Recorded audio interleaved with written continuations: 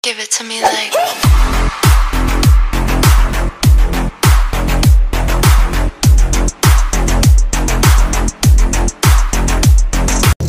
Hello guys, ngayong araw nandito ako sa mga paninda ng syempre bagay na gawa sa marble.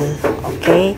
So syempre ito guys, makikita nyo lang siya tuwing kapistahan o before ng kapistahan dito sa Haro. So dati guys, doon sila sa plaza ng Haro nag-display ng paninda nila. So ngayon they are not allowed na doon sa plaza ng Haro kasi syempre alam nyo naman guys, bagong renovate yung Haro Plaza natin at pinaganda, so bawal na yung ganitong klaseng paninda doon. Bawal na magkalat ng paninda doon. Char. O, diba? Pero mas maganda guys kasi ngayon nandito sila sa Ilupes Haro. Sa gilid, sa harapan lang ng Ilupes Jollibee. Doon nyo sila makikita guys. Ayan, tignan nyo guys. Ang ganda ng mga paninda nila ito. Gusto ko to. Bataga ko itong gusto. It is worth 450 pesos. Yung ganyan kalaki guys na almeres. Ito naman yung isa, it's 190 pesos yung maliit dun sa likuran. Tingnan nyo guys, ayan, gawa sa yung mga ano nila, ayan, 190 pesos yan guys, yung maliliit nila na almeres. Ayan. O, baka sabihin nyo anong almeres. O, syempre, dikdikan ng bawang, dikdikan ng pag gusto kayo guys kung anong idikdik nyo dyan, basta dikdikan tayo. Okay, ayan. So, meron silang mga mesa. Ayan. Ito guys, maganda rin. Iba naman yung kulay niya. Syempre, maganda rin. Maganda din yung price niyan. Syempre, it's worth more than 500 pesos ata. Ayan. So, ayan. Makaganda, diba? Ayan. Mas gusto ko to. Ayan. So, syempre, bili tayo niyan. Pag may pera tayo. Para lang ata. Bibili. Syempre guys, gusto ko yung makabili yan para makagawa ako ng palaman sa tinapay na yung garlic and herb. Ayan. So, kailangan siya dikdikin kasi. Ayan.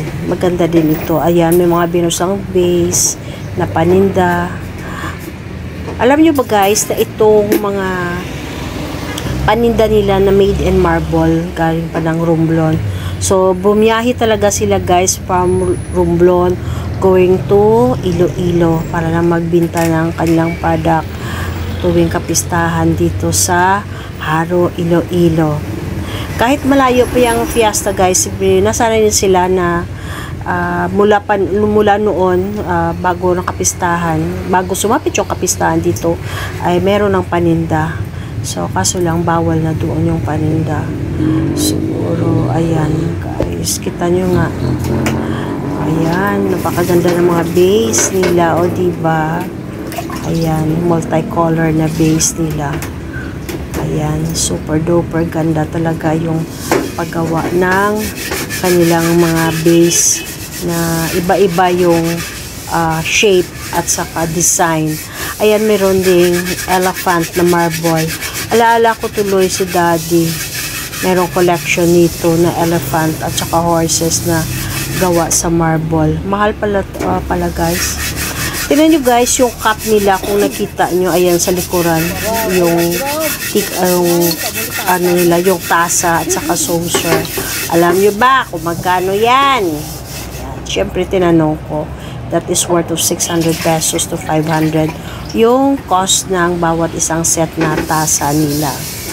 Ayan, napakaganda, diba? Tingnan nyo.